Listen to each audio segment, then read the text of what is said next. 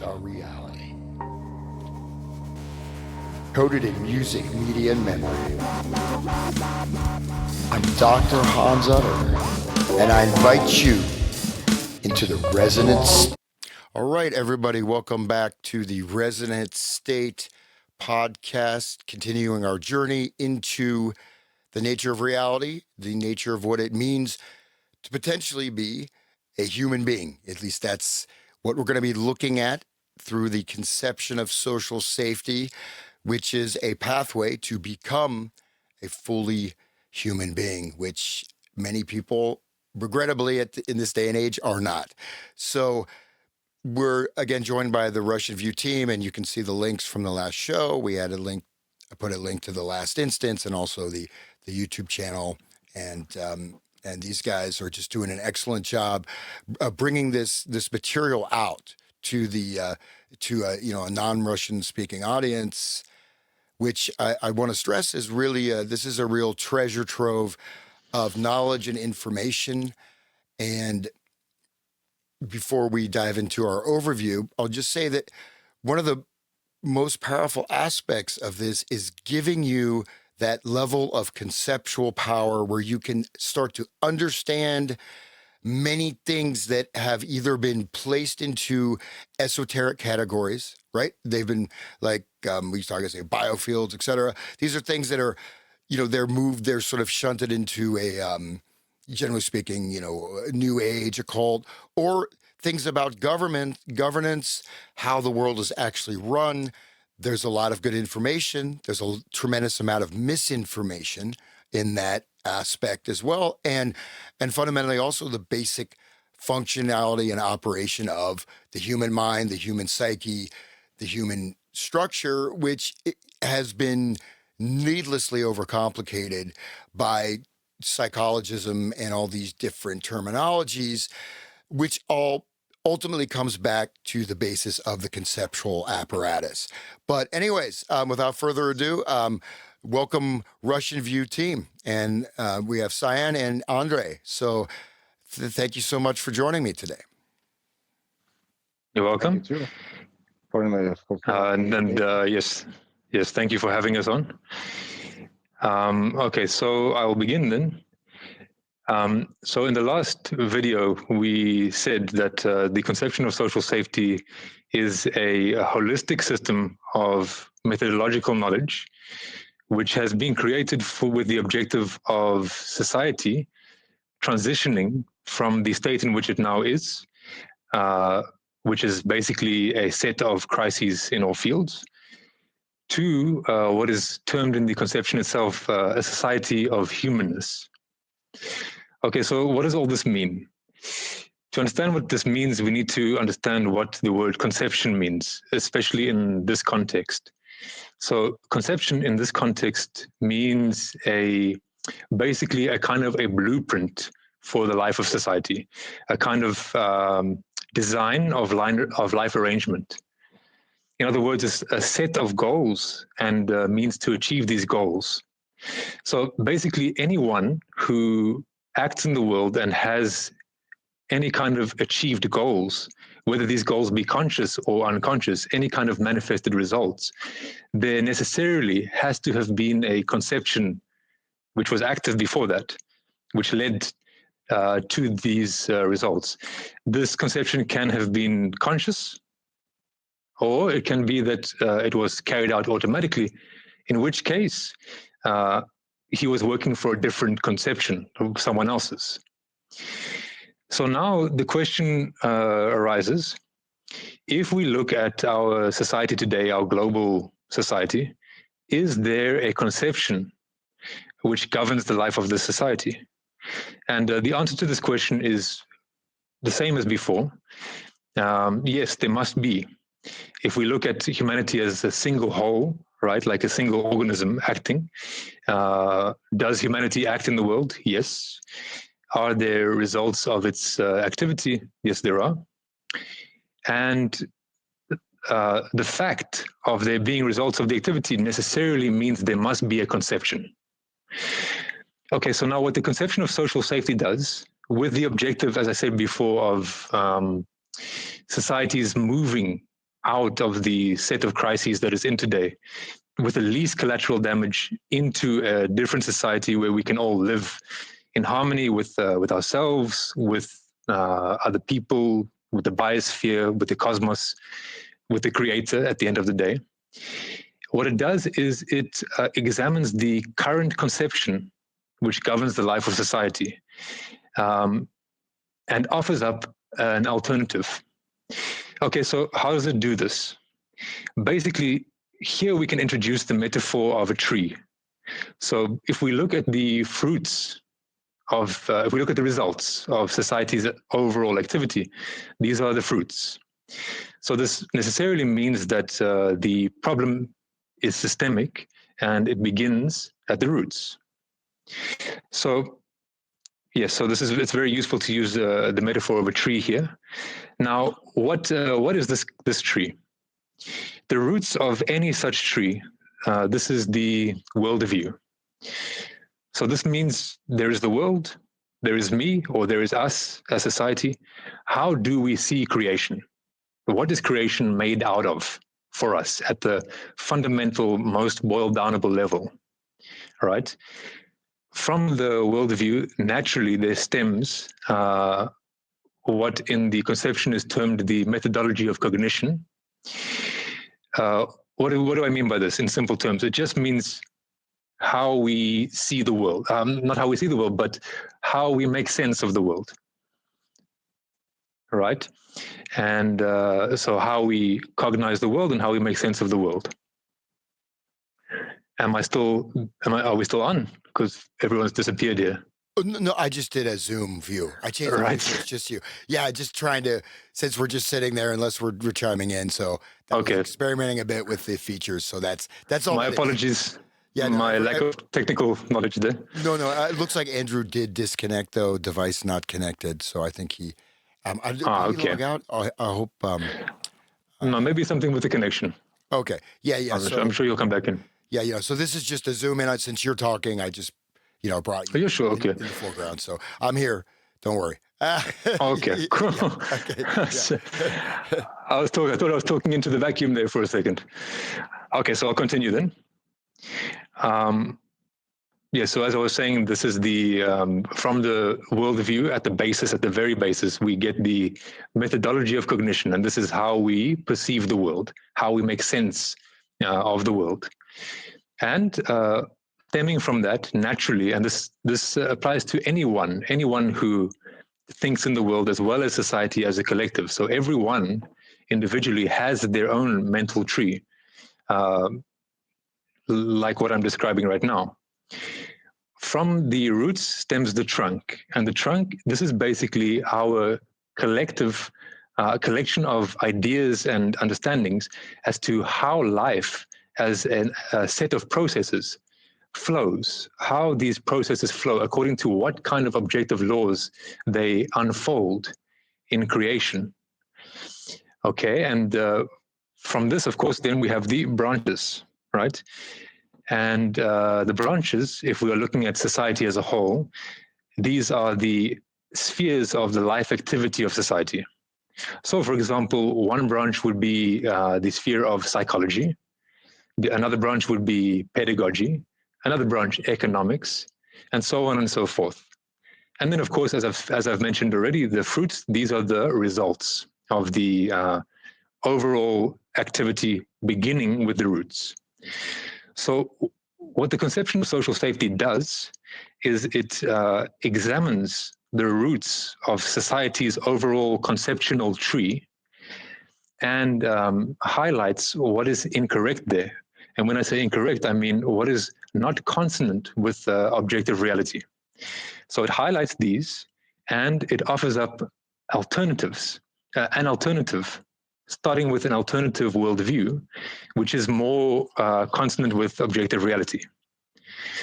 So generally, at this point of a conversation with any representative of our culture today, especially the West, there kind of naturally for our culture, there arises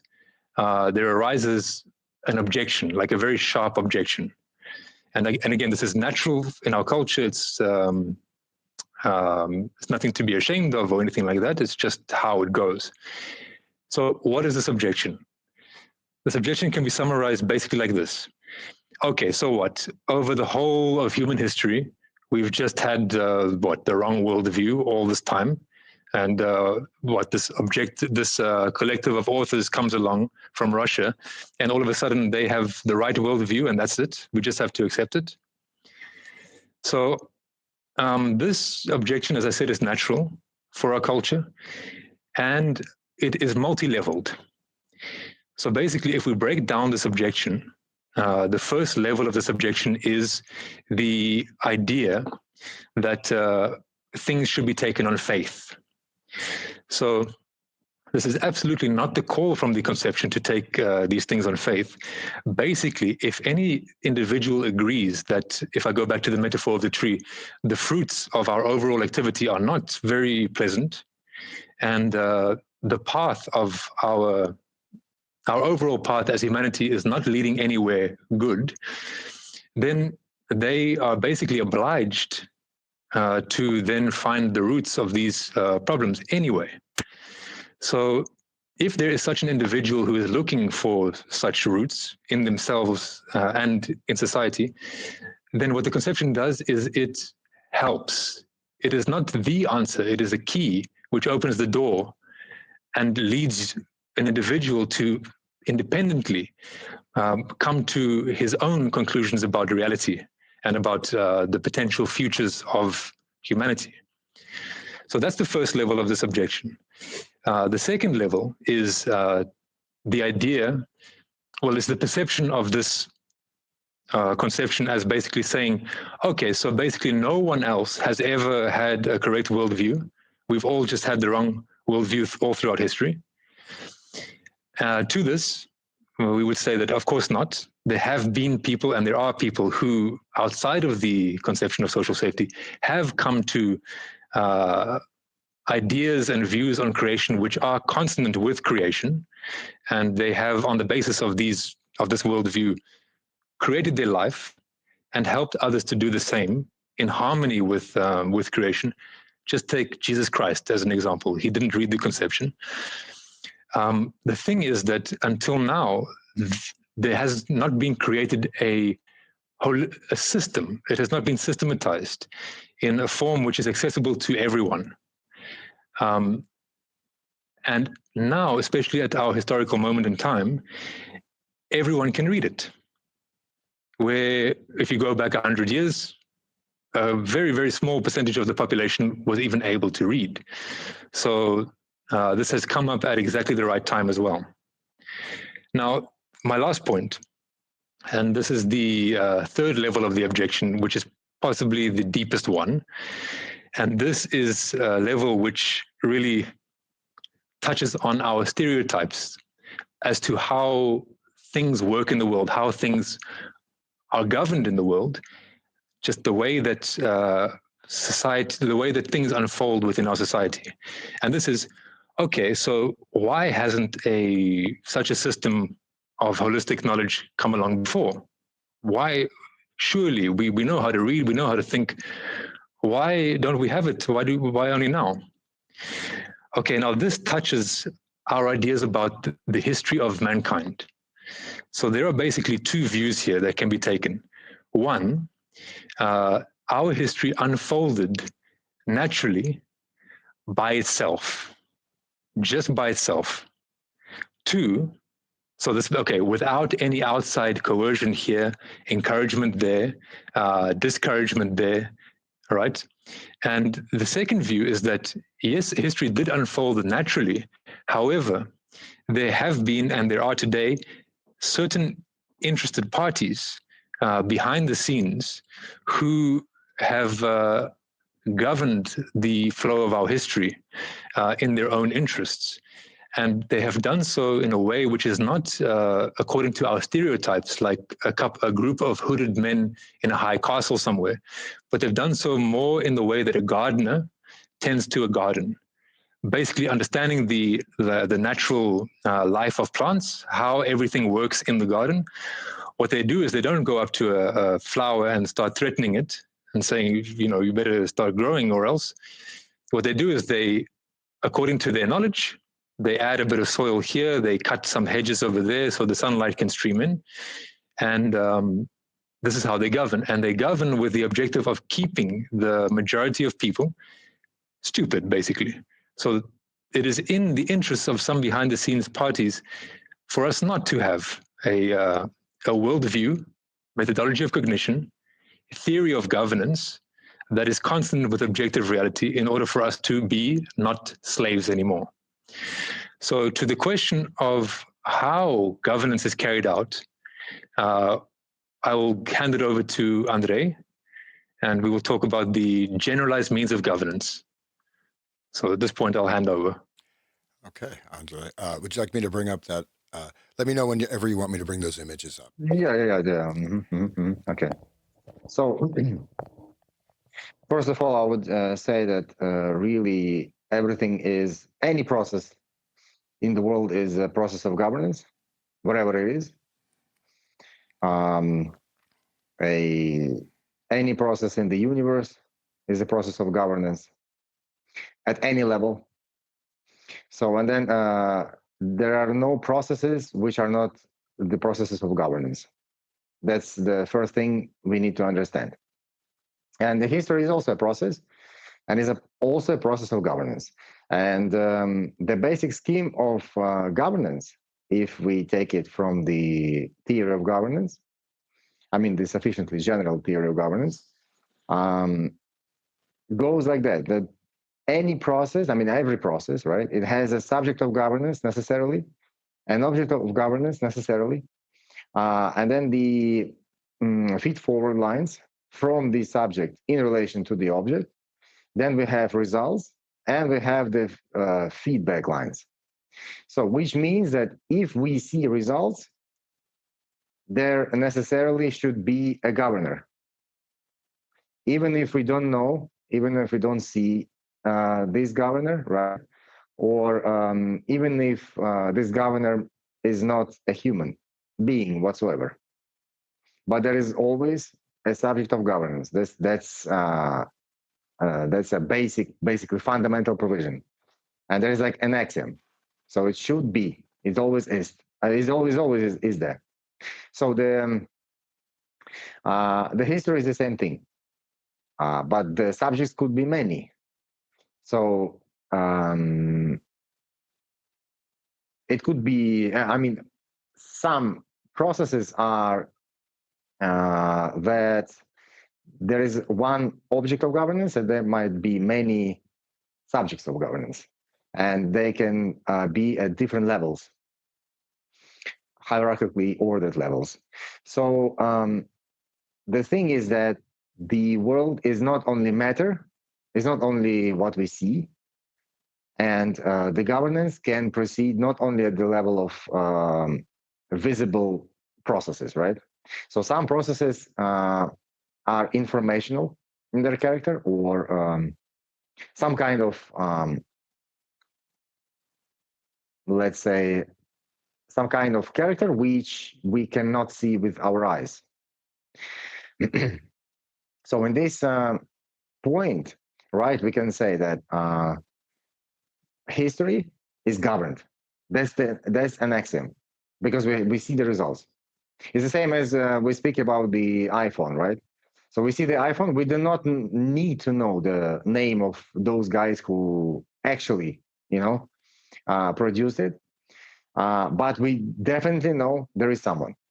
So the same thing about history. And the history is not a collection of accidents, is a cause and effect relationality the whole time. So, and then the governance in relation to the human society, I mean the society of people all over the world, is proceeded at many levels, not only at the visible level. So the visible level is the level that we all understand easily, but there are also levels which we might not see necessarily as a governance in relation to us, or even if we see them as governance in relation towards us, anyway, we do not perceive them or might not see them or something. So what the authors of the conception of social safety understood is the 6 priorities of governance in relation to the basically in relation to the societies. And there are 6. So this could be priorities of generalized means of governance if we speak about our own society, so we govern our own whatever people, right? But if we wage wars, then this is the priorities of generalized means of basically means of waging wars in relation to other peoples. So we can see here the 6 priorities, and the first one is the most effective in terms of the results, but is the longest in achieving these results. And the 6th, the vice versa. So it's the most effective in terms of the performance speed, right? But is the least effective in terms of the steadfastness after that, after achieving the goals. So the 6th one is the military priority, or we can say the physical one, right? So it's something we can see, it's something we can perceive with our eyes or somehow else. So usually we speak about wars, about hot wars. So the point is that if you want slaves to do something, you can beat them. That's the 6th priority. But this is not very it's not very effective one, because it might be effective maybe for a short time, but after some time slaves might be not very happy about that. They might say something back or do something back, and so on. And that's not very stable system. So that's why there is a priority which is higher. It's genetic priority. In this one, the thing is that we here this is usually about the DNA, whatever the DNA influence. So it could be the alcohol, food, it could be like any drugs, whatever, pharmacology, cosmetics these days, by the way, everything. Even the shower gels and shampoos, they're also in this category. So because they influence somehow our organism and our health. And this priority might, of course, it can be as any other. It can be perceived as good or bad, or it can be perceived as beneficial or not, depending on the situation. So the 5th priority is about that. If your slaves do not work perfectly well, then you can give them alcohol. They might feel better. Or you might give them drugs. They might feel better, Or if you don't want them to be rebellious, you can, put something in the pharmacies. I mean, in these drugs, right? In the pharmacologically speaking, and they might taking them, they might forget or be not as aggressive, so and then work better or something, or be not very rebellious. Yeah. So I just a great example of this, for those in the United States, is water fluoridation, right? So fluoride is one of the most toxic compounds that exists, okay? And one of the worst industrial disaster actually in the United States was a fluoride, leak. It, killed many people. But fluoride has been put into the drinking water for decades and decades under the the thing that this will help your teeth. Well, actually, it won't, because it's like if you have a topical anesthetic. If you eat that topical anesthetic, you're going to get sick, right? But the fluoride basically, it reduces cognition. it creates a sense of passivity and docility. It reduces it, cognitive capacity, et cetera. So that's a great example of a genetic priority, because how do you Exactly. explain water fluoridation? So and that's something that you can see, not with even going into the deeper aspects of it. It's right there in your Exactly. drinking water. Mhm. Yeah, Mhm. you can go deeper if you want. This is up to your wish, and about the depth of exploration of this topic. So you can go deeper as much as you want. So, and then the economic priority is the governance in relation to the economy of society. So the problem is that the economy basically means the resources, because we do not eat money. We do not, mm, live in the money houses. So we live basically, we need to have some bricks and so on and so on, build our houses, right? And then we do not drive money, so we drive our cars and so on and so on. So the point is that money by itself is just the information about the resources in a state, right? And the problem is that economic priority is about the governance in relation to the redistribution of products over the society.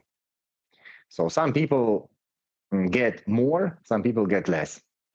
We know about that, not only about the resources themselves, but also about the money, right? In the society is the same thing.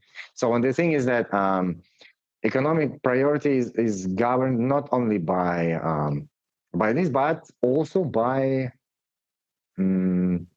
let's say like this, by crisis, which always are governed, by the way. They do not come all of a sudden. They don't happen just by themselves, just like an accident. No. They're always governed. We can say like this: the clever and smart uncles do that. They organize that.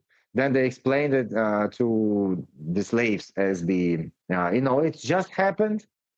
Then all these economists, right, which basically do not know the economic science. They do not have the access to the real economic, knowledge. So they usually they have the economy for slaves. So all this economics at universities and so on, it's economics for slaves. Economics for masters is studied somewhere else, and is not intended for slaves in the first place. So that's why the economics, right, within the materials of the conception of social safety, it plays a really important role, because there the authors came to the fact of the division in the economic science, right? And basically they prove in their materials and give the fundamentals of the real economy, put like this, of the real economics. That's the thing. This is why it's precious as well. So, and then these are, so the sixth, fifth, and the fourth, these are the material means. And then the other means, the other three, the ideological priority, chronological, historical, and methodological priorities, these are informational means of governance. So ideological priority is the priority which includes the means of ideas, how to govern people through the systems of knowledge. So, for example, Marxism, right? Capitalism, or all the religions, all the isms usually are included here. So any any knowledge or something which is like a new, modern, and systematized into something is the ideological priority. And then the second is the chronological or historical priority, which goes like this. If you explain or if you tell slaves that their history is like that, then you can do with them this and this and this and this. If you tell them about their history in the other way, you can do with them the other things. So that's the big thing, the chronological priority is a big thing. It's a really big thing. So, Yeah, and so just to give an example of that, so to see and just to stress again, these are very practical, right? You can witness them, you can experience them once you gain this level of understanding. You don't have to go into some abstract universe, right? It's all in front of your face. exactly. So chronological priority, of course, can be very overarching and can also be very immediate. So around, I don't know, 7, 8 years ago, there was a article released. It's called the 1619 Project. Okay. And this was released in the United States. And this is showing that all of history is a history of white people enslaving and abusing black people, which of course I have no problem with any white, black, green, whatever color you are, but then also saying that all these inventions were actually made by African Americans, made by black people, and white people are evil. And this went into of redoing King Arthur's court with, there's no white people in King Arthur's court or whatever. You know what I mean? Redoing history in video and film and creating this notion by changing the chronology, by changing the history, you have blocked off the European descended races from their own history and fused it into a combination with the genetic priority, which is that, well, you shouldn't reproduce because you are an evil race, right? And you should give everything away to either those that are DEI, diversity, equity, inclusion. So this was the fundament of this was there's a genetic priority, but also definitely an economic priority where you suddenly have jobs and funding going to people that are diverse, right? You know what I mean? And just an example, personal example, I have an expertise in North Indian classical music, ethnomusicology. There was a job opening, but only for a transgender. So I was at that point, I was so desperate to get a job. I said, you know what? I'm going to say I'm transgender. I'll put on a dress. I look very ugly in a dress. I said, I can't keep that up for more than a minute. I did it sort of as a comedy. I didn't actually do the job interview, but it was that was my way of saying I can't get a job because I'm either not a sexual deviant or whatever, or someone with, serious psychological issues, and I don't have the right skin hue or whatever. But what I'm saying is that this stuff is very, very, very real, right? So this restructuring of the historical narrative can be done on a micro scale, a macro scale, right? And this also relates to ideologies, right? Marxism has an entire temporal outline, right? So it goes up from the ideological to the chronological. So I just wanted to stress that again, that these can be directly applied, and by mentioning that thing, the 1619 Project, for example, which again is a rewriting of history, but it is done as number 2 working on number 5, right? It's working on it's a chronological priority that's working on the genetic priority of so yeah. Exactly, yes. And then another example I can give you. In 1799, the chronological system of the counting years in Russia changed. According to that one, we supposed to have these days 7,700 something. Can you imagine this in Russia? But now we have 2025. So this is how you can cut 5,000 of years of your history, just like that. Yeah, and there's and I'll be honest, like I have not gone into that so much. I'm not sure if I know that I've seen some allusions to it or touching on it in the Russian review, but there was a lot of stuff, the Tartar and this history and history incorrect chronology, which is true, right? But this can easily be shunted into disinformational paradigms, right? But yeah, It can be. but Can be. that's fascinating though. I'm just, if you don't mind going a little bit into that, because I was not aware of that, what you mentioned about the chronology of Russia. So that's very, it's very fascinating. Yeah. Mm-hmm. And just, for example, though, real quick, like where I live in Ohio. So I live in Ohio, and there are these vast mounds, right? And these are it's called the mound builder culture. And these mounds, you can see them from space. They some of them go on for many, many, many miles, right? These are the Earth structures. They align with winter solstice, summer solstice, constellations, all kinds of different things. Who made these? Oh gosh, we don't know. And then they found the bones of these giants, right? I mean, people that were 7, 8, 9 feet tall, literally in, in the region I live in. A lot of these bones, these skeletons, were taken to the Smithsonian, never seen again, right? Because this went against the Darwinistic theory, and so this is suddenly, you go to the museum and you look at it. Oh, the mound builders, and it just shows we don't know anything about these people. They show these people in a cave, frying up fish or whatever, and that's it. So this is an example of a chronology that it really affects fundamentally your experience of reality. Okay. Mm-hmm. Yes, exactly. And then the thing is that even now you can find on the internet even some documents of those era of the Peter the Great, right, of Russia. So you can find these documents. You can find some kind of scans there, and you can see these years.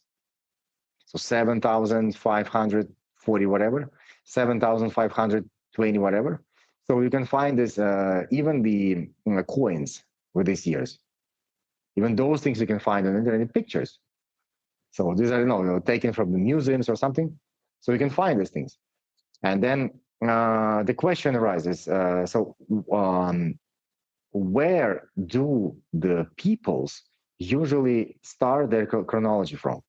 And usually they started from a significant event, right? So for example, in Buddhism, right? At least in Laos, Thailand, all these countries, the year is 2,568 these days. Why? From the moment of Buddha getting into the state of nirvana. So they count from there. We have 2025 counting from Jesus' birth, right? Anyway, so the thing is that if you start with this one, then what about the history before that? What happened all of a sudden to it? It disappeared or something? It was before, but counting like that, you kind of cut it. You kind of cut. And this years before our era and after our the years of our era, it also makes our confused. Why not to have one straight whole line? That's the chronological priority. This is how it's done. So, and imagine in Russia, right? 7,700 something supposed to be these days. So imagine now we cut like about even more than 5,000 years of Russian history. Can you imagine this?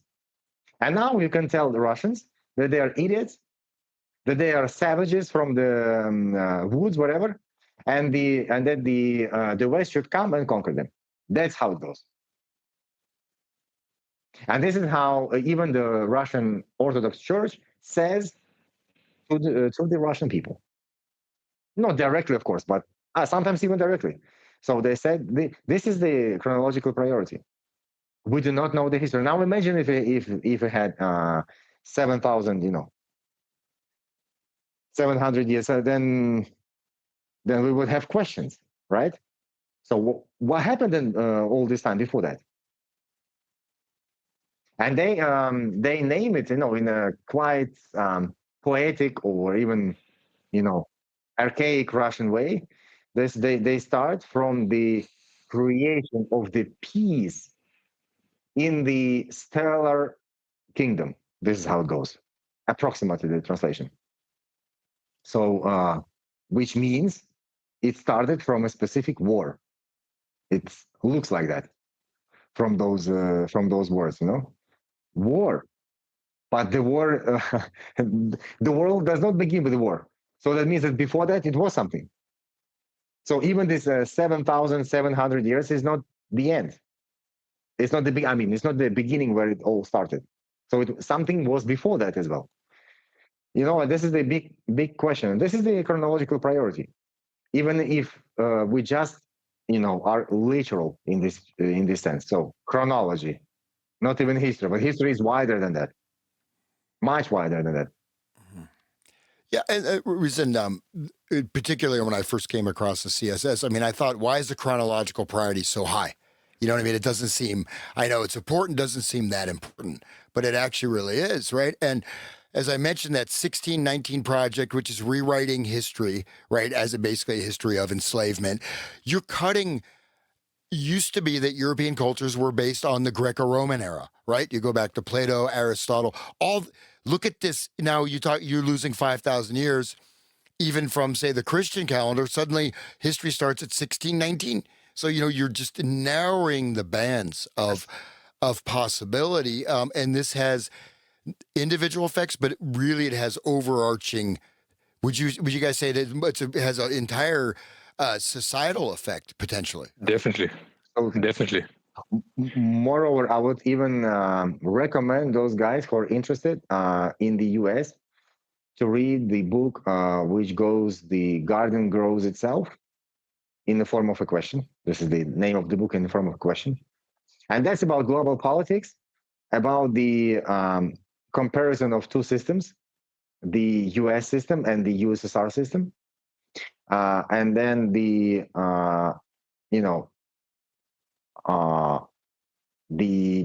consideration of the problems in Europe these days, not only in Europe though, but still, this book I would recommend those people in the US to read, because there is also the prehistory of the US as well, of the formation of the US and so on. That's very, very, very interesting point. So, and then about the chronological priority, yes, it's really important. And then if you see these things like the project of 1619, it's more important than the economic problems these days, because it will have it will affect later, but the consequences will be much harder than the economic issues these days. That's why it's much higher than economic priority. But the most important one is the methodological or the worldview priority. So those guys who govern the worldview of slaves, they basically govern the slaves. That's the main thing. And if the slaves are not the owners of their own worldview, they do not have any methodology of the world cognition, of the life cognition, of the cognition of the objective reality, then they are necessarily governed by those guys who understand more and who have the much better methodology of cognition. So that's the main point. To change the worldview of people all around the world. And then you can introduce governorial acts within the chronological priority, then the ideological one, then the economic priority, then and so on and so forth. That's why, we all have worldviews, and our worldviews are subjective. But there is also the objective reality, and our subjective worldview and perception of the objective reality should correspond to the objective reality itself. But there are some groups of people who do everything so that we do not do that. And not only that, but we do not have any abilities to do that. That's the main thing. So that's why these 6 priorities of governance or weaponry is quite useful to know. Absolutely, and Yes. with this, it's able to. You can get an ability to break down current events and see, because really we have a lot of these things are repeated, right? the Bob Marley, the reggae singer, says, if you don't know your past, you don't know your future, right? It's very possible to keep recycling these things, especially when you've changed the historical basis. For example, the French Revolution. This is, still vaunted, oh, this great thing of the people. Well, what actually happened there? How was this done?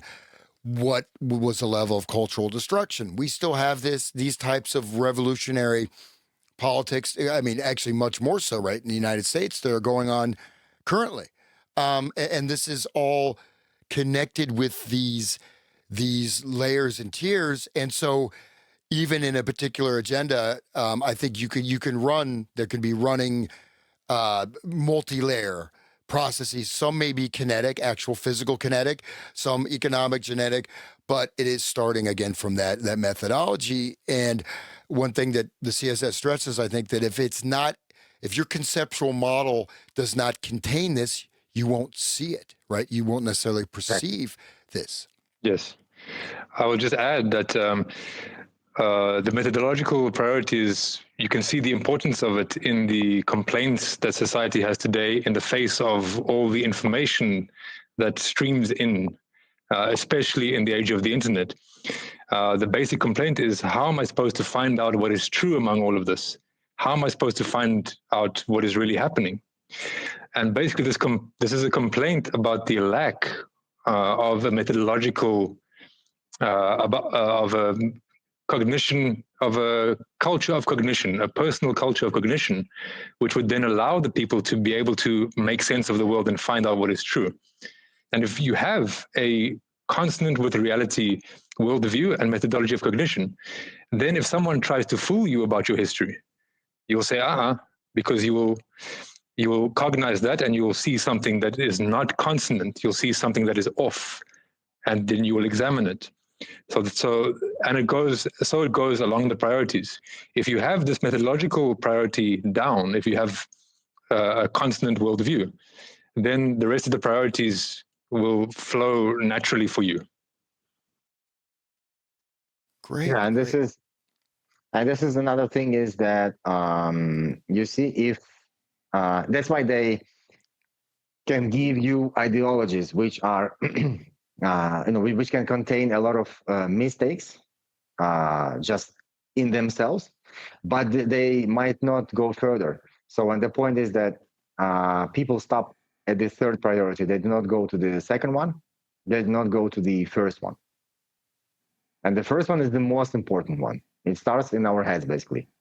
And the first one, it basically allows you, if it's really effective, I mean, if your methodology, if your personal methodology is really effective, then you can understand, right, within these different ideologies, what is true there, what is wrong there, what is true but presented in the wrong way, what is false but presented as a truth, and so on and so forth. So you can be able to do that. That's an important thing. And then the other thing, recently we published new translations. This is the comparative theology cycle. Basically, it covers the three highest priorities. So the first, second, and the third. And that's why those people who are interested in the governance on these priorities, we highly recommend to read those books, because there's not only this is not about the rituals within these or those religions. It's not about that whatsoever. People might think, it's just describing the rituals. No, it's not like that at all. It's about the religions being historically examined, and also examined as the means of governance, as well as the measure of correspondence to the providence of God. That is there as well. So that's why we highly recommend basically to read. And another one, for those who are interested, at the fifth priority, we have the book about the genocide.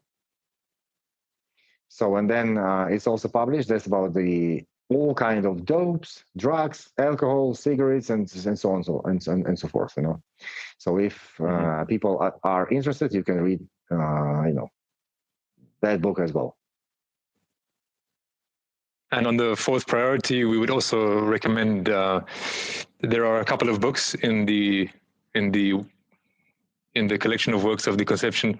One is called Economics of Innovational Development, and here, what Andre said earlier, economics for masters is outlined. So this covers questions of macroeconomics, not microeconomics, how to be an entrepreneur or how to fill your pockets with money, but macro economics, which examines very deep questions of economics and as a priority of governance as well. So we would highly recommend this one too, among the other ones as well. These are all very, really excellent, books. I would highly recommend, that people take the time to maybe a bit uncomfortable at first because you're moving out of a lot of things that, people take for granted or things that may force you to reflect on yourself. That, be able to stay a little bit in that transitional phase of slight discomfort, right? And I think as we started out the show, look at the fruits of our current society. Are we living in an ideal world? Right? Not really. I have to say, not quite. Truth be told, like I personally don't really feel a lot of personal fear for myself. I don't, or any, not much. Even I'm not really worried about livelihood economics, even though I'm primarily a musician, which is about the worst possible career for any type of economic stability. Because when you connect with these things, you realize that things will, there are forms of governance, you could say, that will guide you and take care of you. But it require a clarity. And this clarity, you could describe it as sort of scientific in that what is actually there, right? Not what I want to be there, not what I think is there. You know what I mean? And we go to the objective reality. And that's something that if we look at, say, the scientific as being a methodology, right? Scientism. So, for example, the theory of relativity. This was imported into, first of all, the main thing was removing the concept of the ether, right? Let's just get rid of the ether. We have this empty space, vacuum, void, nothingness. There's just nothing. It's just a pure emptiness. And then suddenly, Big Bang. There's just an explosion. And then everything just kind of happens, right? But chaos, right? This goes into chaos theory. This goes into fundamentally a position of nihilism, right? Because ultimately it's nihilistic. I'm just a random collection of atoms. Ethics, morality, they have no meaning beyond just being a particular human constructed thought system, right? And you find this going through, in physics, actually, people don't know that the level, or maybe many people know, but so the physics actually contribute sort of the ideological imprint upon physics. You have say, Franz Boas, anthropology that coming in, the 1920s United States. You have Margaret Mead with all of her fraudulent research. She was a major anthropologist, but she said basically these primitive societies, they have free love. Everyone just has sex with everybody else. There's no family structure. In fact, the problem with your society is sexual morality. What you're calling sexual morality is dampening the human energy and the human psyche, and this is why you have violence, crime, and war. Okay, that's what the hypothesis was. Well, we're a number of decades or a generation into the sexual revolution. Do you see war ending? I don't think so. Not really. Yeah. So, but what I'm saying is that these imprints are there, right? So, and another thing is that this idea that there's this intense subjectivism where all reality is just me. Right, solipsism. Like I have my own subjective worldview. I'm gonna go sit in a flotation tank and take ayahuasca, and I will encounter God, and I am God. You are God. Well, in a sense, you could say, on one level, yes, you're a manifestation of the creator. But to get to that point is not you sitting in a flotation tank taking LSD and thinking that you're the God, right? You know what I mean? We have to look, but these things are, these are very prominent. This idea that either this nihilistic viewpoint, everything is just a random play of energy. So I can do whatever I want. In fact, it is incumbent upon me to take everything I can from life to throw out any type of moral engagement in life, right? Nothing means anything except what I want to do, my will, or else this idea that everything is just sort of this big blob of amorphous material, and I am actually the creator of the whole universe in this subjective form. And these are both very prominent and powerful viewpoints that people ascribe to, right? And they're embedded in many, encoded in many different layers of society. But hopefully that makes sense to people, is that I just used that layer tree to show how a particular conceptual, a methodological idea came down into move through the different layers, right? And then how this starts to affect life. So, yep, go ahead. Absolutely makes sense. It absolutely makes sense. Yes, and it goes back to this this first priority, or the roots, which we spoke about earlier.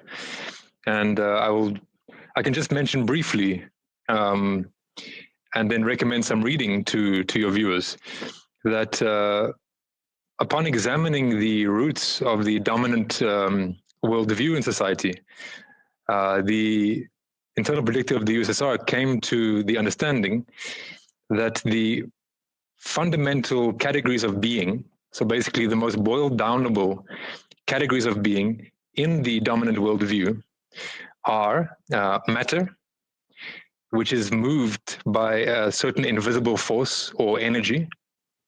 And all this is contained in a certain receptacle, an empty receptacle, as you said earlier, about the nothingness, basically. And this is space. And it somehow changes over time. So these are the four categories which lie at the basis of the dominant worldview in society today. And they are matter, energy, space, and time. So again, very briefly, the internal predictor came to the understanding that these are not consonant with objective reality, and that, in fact, the three building blocks of creation are matter, information as an objective category of being, and measure or matrix. And these are the fundamental categories of being, which they uncovered as being closer to more consonant with objective reality. And I would recommend for reading, again, what Andre said, the first volume of the theology, the course on theology, which outlines this. That's one book. Another book which outlines this very, very nicely and in depth is, as I mentioned before, The Last Instance, or What a Human Should Be in the Third Millennium. And would recommend the course in sociology. In the first volume of 6, they very thoroughly and deeply delve into worldview questions, highlighting and proving the fallacy of the dominant worldview, and then offering this new, more consonant with reality worldview of matter, information, and measure, which we can speak about in more detail at another time. But for now, I will just introduce these books. As one of the authors of the conception always says, he recommends to his viewers, read thick books. And that's, I will re-recommend this. No, that's very important. And there is also, people are very used to just getting information, bite-sized information, right? I can just digest this. I understand it. I don't really have to delve into it, or I don't have to challenge myself. And so that I think reading is very important. And one thing, there's been multiple studies on this of people losing literacy because they're just reading stuff on the phone. They're losing all of these cognitive abilities, to be able to read, to be able to understand. So it's very important. And again, like as you've said initially, as I think Andre, when I initially contacted him, this is not saying that this is the fundamental answer to the entire world, but this is a way of approaching things that is. Yes. But when you get into it, it is quite comprehensive and does allow for real shifts. And so, and we'll finish up here in a moment. I will have maybe Andre talk about the crowd elite pyramid here at the end, but before we go into that, the means, I think we are at a point in history or time where there's several different timelines, and that there is a timeline of sort of the ultimate control matrix grid, right? This is now rendered potentially possible through artificial intelligence, et cetera, and this really the interconnected globe, right? So these are not new ideas. In fact, you go back to the tectonic age, right? Specifically written in the 70s, talking about the tectonic control grid, et cetera. But to get to the fundamental viewpoint and see that this is coming from there's a conceptual place this is coming from, and you have many well-meaning people that do all kinds of work, but because they have so the MEST and the matter information measure, these are very important. But just to say in general, if you put someone in a flawed conceptual model, no matter how well-meaning they are, they're potentially going to come up with the wrong results. And that's very you say tragic, but you got to have some self-discipline, challenge yourself. That's my recommendation. Get some of these books and read through them and take the time, reread it. You don't understand it, reread it, come back to it. But because this is also, you're not going to gain that level of understanding just watching YouTube videos, right? You can get that's an important way to take information and is oral information, but the reading and the internalization and the application, trying to is this true or not? Can I apply this? Is this practical? So, Andre, if you'd like to just close out, maybe we just discuss a little bit. We're talking about how the methodological governance priority serves, but I think maybe just talk a little bit about the crowd elite society structure.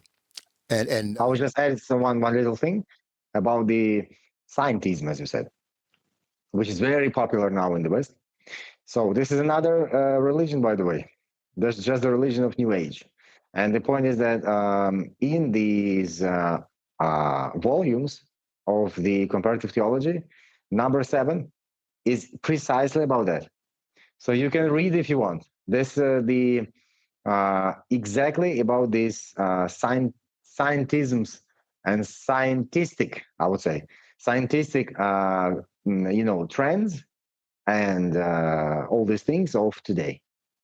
It's like the number 7, so they did it the last, and you might find it very interesting. You specifically mentioning these things. So and then about the society of today, in Russian we have a proverb: all people are even in front of God. They are all the same. This is a very important thing. So the division of people into those who are more even in front of God is absolutely flawless and sinful. Even in little things, I'm better than that guy. We are better than those. So you remember, right? This small idea, I'm better than someone else, led to the Nazi Germany as well. I'm better than someone else. That's the beginning of all evils. So, but even, we might have this little slight thoughts in everyday life and not pay any attention towards them, and that is the big problem. Little things, lack of self-discipline, and we become small Nazis in everyday life. So when all the societies of the world today are divided into basically three parts. Is the global power, or we can say methodological power, right? These structures, and then the elites and the crowds. So the crowds are the the biggest part of any society, and then the elite are those shepherds, and the uh, global predictor of today is a basically, we can say, one group, right? We can say one specific uh, stratum, right, in the world, which governs basically all the societies of today. And they govern all the societies of today according to their own conception, as they see. In their own conception, what they see, they are on the top, and then the elites are their shepherds, which basically graze the crowds. That's the main. That's the main thing all over the history as well. By the way, not only these days, all over the history. And uh, this pyramid goes like that. So the smallest group is on top, and the biggest is on the bottom. But the volume of knowledge is vice versa. So the holistic mosaic knowledge, these guys on the top, they've got the holistic and mosaic knowledge, and then some knowledge is given to the elite, and fragmentary, kaleidoscopic knowledge, right? Some kind of knowledge, if you can even call it as knowledge, and worldview, is given to the crowds. So, and then crowds are usually thoughtless. They don't like to think about things. They don't like to comprehend, and they don't like to process the reality. They don't like to ask themselves questions. That's usually the case. And then the elite is also a crowd, by the way, is also a crowd, also thoughtless usually. It's just that they have some access, put like this. They have some access to some knowledge, which basically also do not, this knowledge does not give them the opportunity to understand things.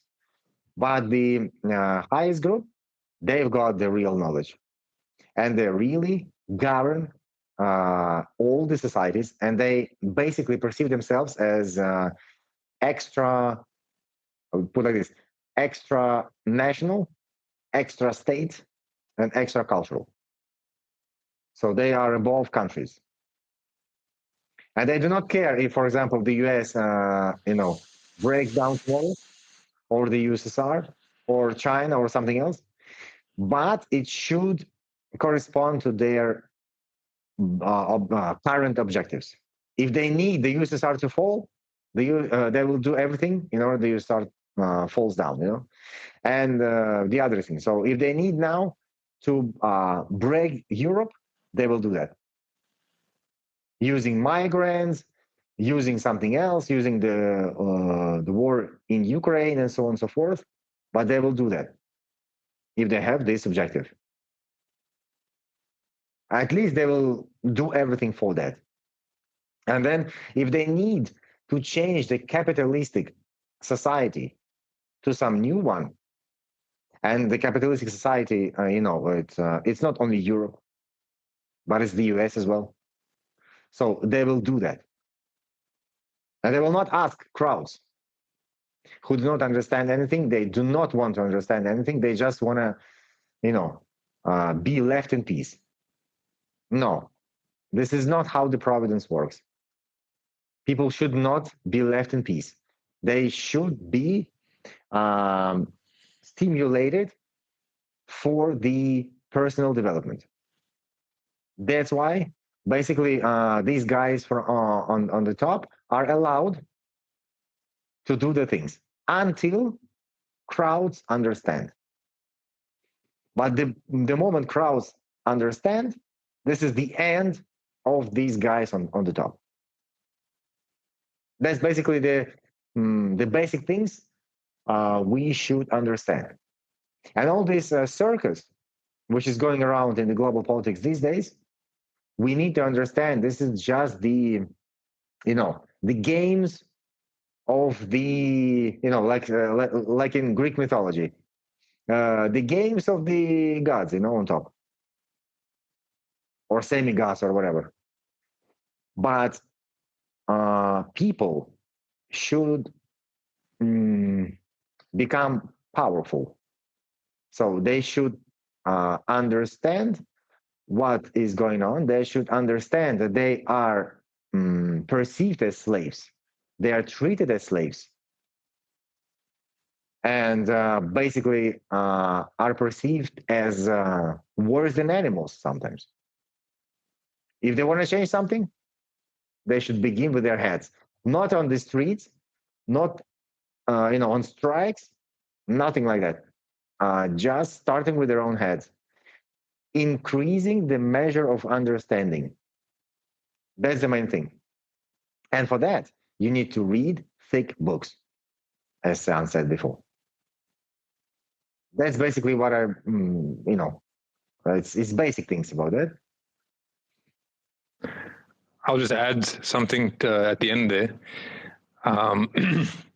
So the fact is that this pyramid now is already starting to be destroyed, where before, even 100 years ago perhaps, it was much easier to maintain.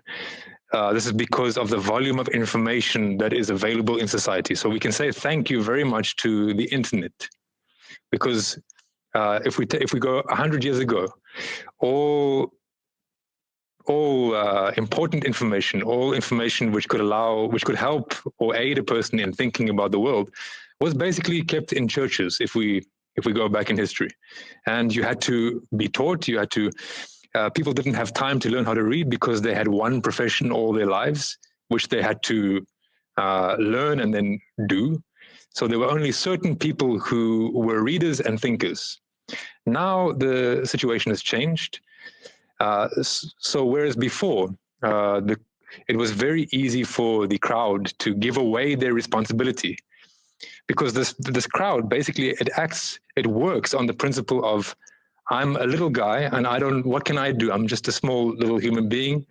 I can't really do anything, right?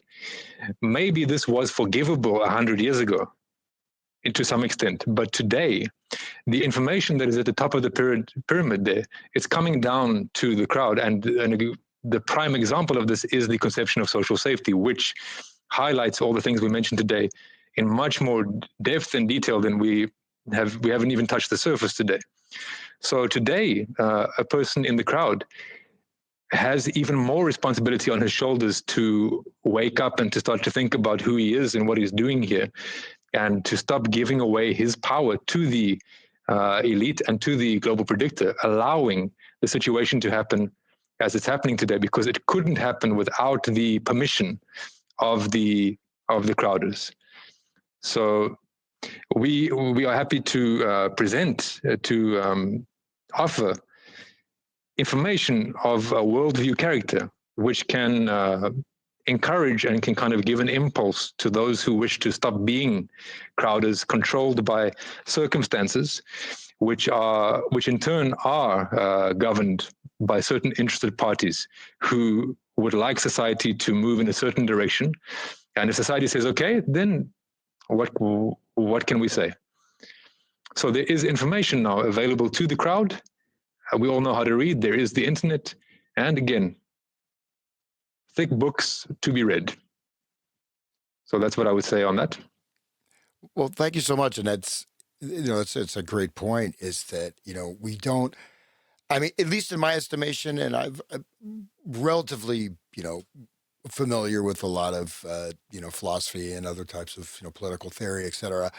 This is pretty unique in its comprehensive category, but also the inclusiveness of the importance of the individual psychology, along with the whole collective, sphere. And so this control of information and knowledge, you have the mass, you have the Bible being written in Latin, only the priest can read it. This goes back to the ancient Iranian religions where there were specific scripts that only the priest class could read. So the actual religious material was encoded into, even if you could read, you couldn't read this, right? It was basically a secret encoded language. So, the amount of information and knowledge and even the distribution of knowledge, right? Like how would we get this material? You could maybe see a seminar. There could be a publisher or a bookstore, types of distribution networks, but not like this direct impact. So, I mean, it is, again, it's very powerful. It's not really about agreement per se, but it's about seeing this. Does it make sense? And then in a certain way, one thing that's nice too, though, with the CSS is that, like the significantly general theory of governance, these are, in a sense, these is a conceptual. It's a conceptual frame that you can fill with your own material and ideas. So it's very individualized. And just one last thing regarding, and all these, again, these are all large topics, but the eye-centric, which means if you look at the crowd, the bottom of that pyramid, this is one of the biggest weaknesses of humanity as a whole, is this, even also in the elite, but these fragmented individuals just completely focused on selfish reactions, selfish aims, selfish goals, not able to see the actual fact of interconnection, right? You are here as part of this entire biofield, this sky, the earth, the nature, the water, the social structure, all the technology. This is, we are all surrounded and enmeshed in this world that, we didn't create, I mean, at least unless, you have some very good hallucinogen and think you created the sky, you did not create the sky or the earth, right? Nope. But we're part of it. But to be able to release the pressure of this eye-centric model and expand outward, it gives you a lot more fluidity, a lot more freedom, ultimately, I think potentially a lot more power. So this, you call the God-centric worldview. We'll get into that. I know there's probably a lot of people that they shy away from this, or it's kind of fixed sort of ideological boxes. But, the potential is here. And again, the elites, you can see all the elites. Even I really will look at that scientism. I have not looked at the comparative theology series, so I want to check that out. Scientism, but I mean, the elites. You have all these, for example, scientific disciplines. Everyone is broken up into these little boxes. Very little connection. You can look at even one field will be broken down into these very small, narrow categories. Right, very narrow technical field. This, that, this. So. And then people, within their particular box or framework of their say the governance that they have, in Europe, right? Where I think it was in the pre-show. A great example is the mayor in Germany, right, who was tortured by the girl she adopted, almost killed, almost died. She was stabbed, and the girl held her hostage, tied up in the basement. Multiculturalism at its best, right? That's an example of an elite, a person that has political power, that has knowledge, yet they are so constrained by their framework, by their narrow set of facts, that they can't, basic biological survival is not even accessible to them. So the ideology will allow them to be almost murdered by some, migrant that she adopted, but I mean, literally tortured and almost bleeding out. I mean, barely. I think she can speak now. She's probably destroyed the rest of her life, right? But it's not like this.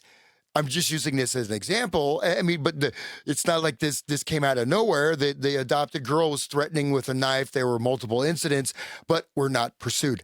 So basic biological survival mechanism has now been subverted, right? So that's even if you're practically mindless, you still should have your basic survival, adrenal system going. So if that shows that the people that we see as elites, even the celebrities, even look at, say, Donald Trump, is this guy, would you want to be this person? Would you want to be in this position of such a vast ego bubble, right?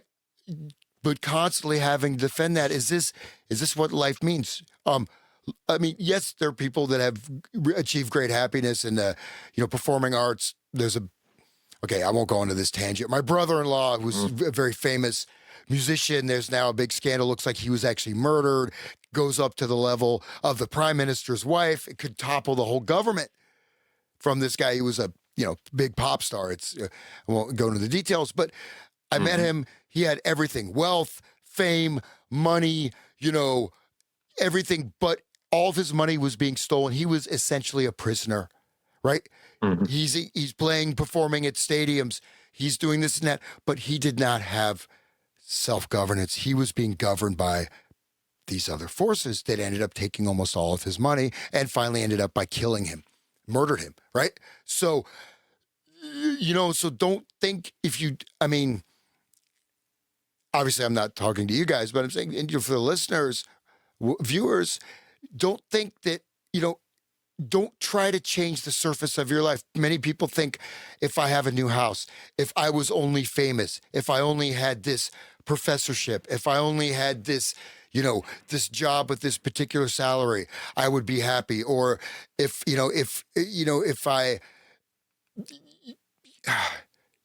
whatever it may be, start just from the reality of where you are and whatever. I think then you get a position of trust once you're able to sort of navigate these waters. Whatever's meant for you, you should unfold to the maximum of your potentiality, but you don't have to chase, especially these elites that are a bunch of fools, in my opinion. I hate to say it. They're a bunch of, I was about to swear. That's censored. Yeah, but I mean, look at that. I mean, this mayor is literally allowing herself almost to be tortured to death. She's an elite. What? Okay, now, of course, they're destroying Germany. Europe is about ready to collapse. I mean, Europe has just been sold out. But again, I don't know. I don't know who the global predictor is. Maybe you guys eventually will tell me, reveal the secret, the man behind the curtain. But what I'm saying is that the thing is that this is practical. It's important to have the knowledge. It's very easy to just get into what's the latest, like you said, political circus, what's going on here, what's the latest, conspiracy that's going on, what is this? I mean, a lot of these are just repeated patterns, and the information, they are trying, in a sense, I think either whether it's the elite or above them, is trying to use the information to create like information overload, to create particular energetic currents in information that will draw people, basically like you're creating agglomerates, aggregates, group aggregates, and sort of steering them.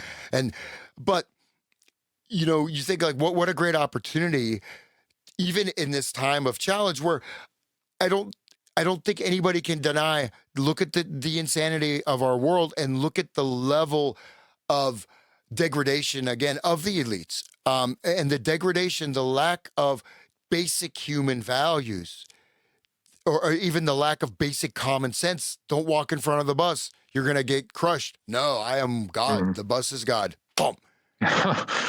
So anyways, I'm going to say a few last words here. Yes, I would say about the global predictor, and that's a huge mistake of those guys who try to get the addresses, names, and so on, of those guys who really govern the world. This is the biggest mistake ever. First of all, these guys are not public at all.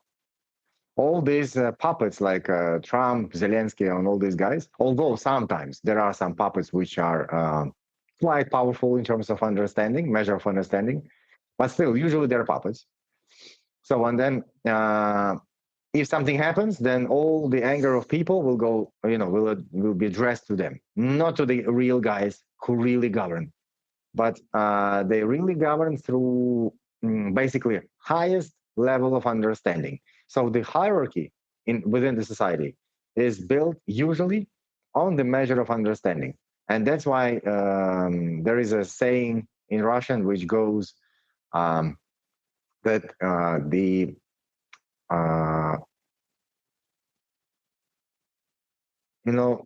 we do not understand many things, not because our concepts are weak, but because those things are not included in the circle of our understanding or of our concepts. So, and then further it goes.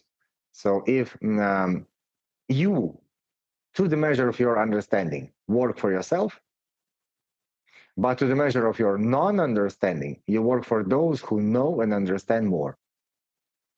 So that's why if people want to get to the conceptual power, they need to expand their measure of understanding. But to do that, you can only within your own mind. You do not have to find, search for the addresses of Global Predictor, who those guys are, and where they live, what they do, and so on. This is the biggest mistake among some guys who studied the CSS is we want to find the global predictor and kill them. And then what? All of a sudden, all the problems will be solved, or what? So this is the biggest mistake. It's one of the most stupid things ever.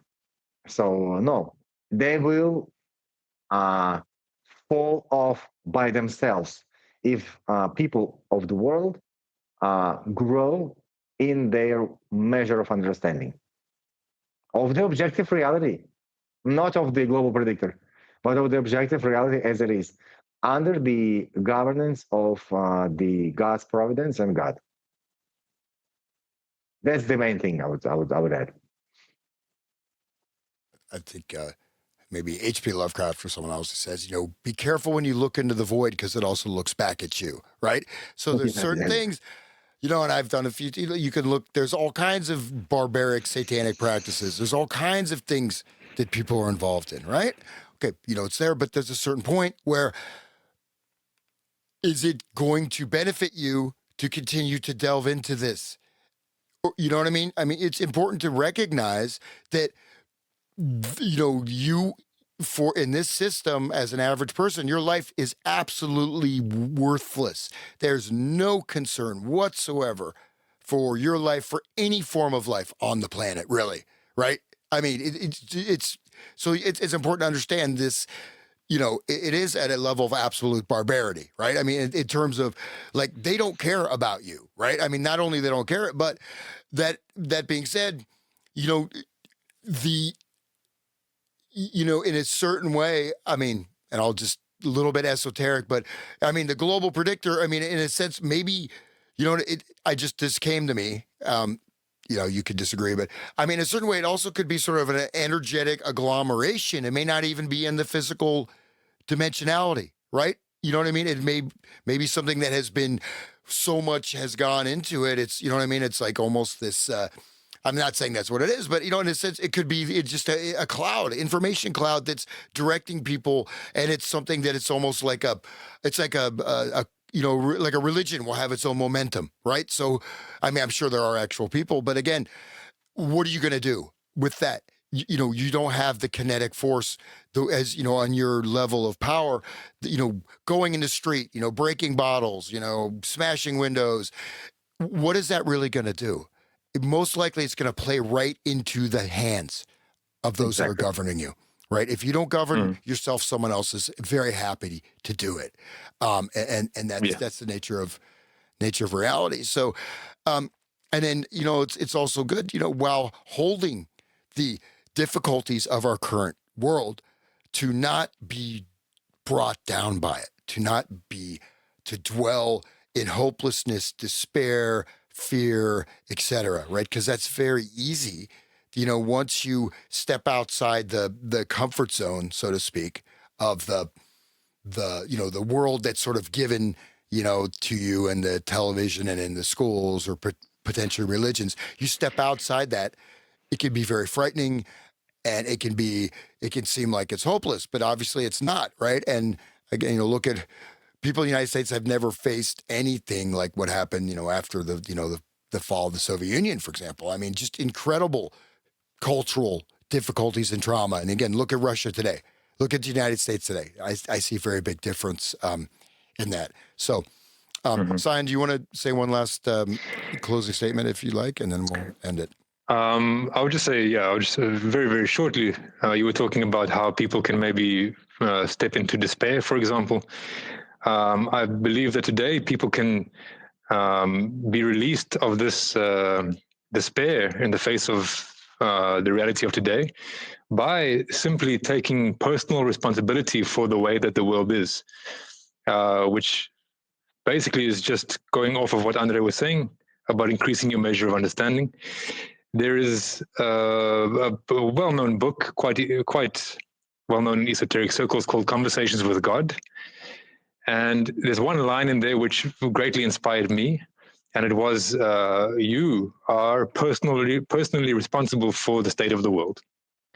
So if we take personal responsibility, we thereby take on ourselves a mission of understanding the world, understanding ourselves within it, and changing ourselves, and thereby changing the culture and changing the world. And everybody has the power to take that step today.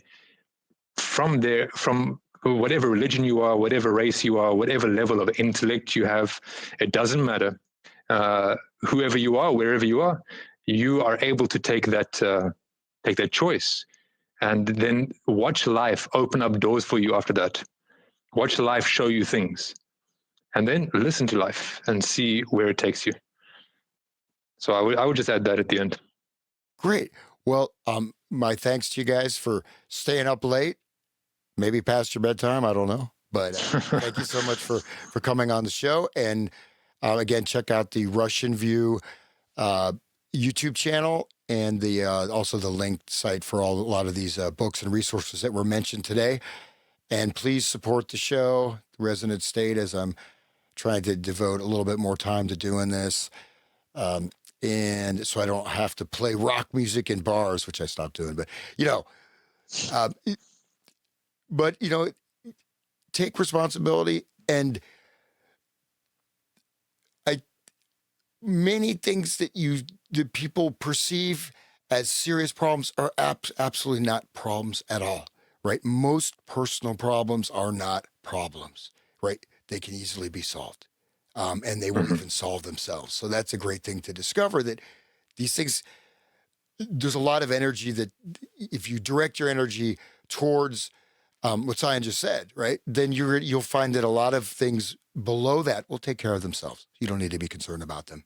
They will, or else you need to be concerned in terms of if there's something you need to do or change in yourself. But a lot of things you don't need to be concerned with that are ultimately of no importance. And then why not live with a higher purpose, and why not, live like a warrior or whatever? You want to just be a slave. You want to this is your life. You're here. Make the most of it. So, all right. Yeah. Anyways, guys, thank you so much. And we will, we'll continue this series in the following week, and wish you all the best in your endeavors. And thanks to all the viewers. So, all right. Good night. Thank you for having us. Thank you very much. You're welcome. Bye-bye. Okay. Bye-bye.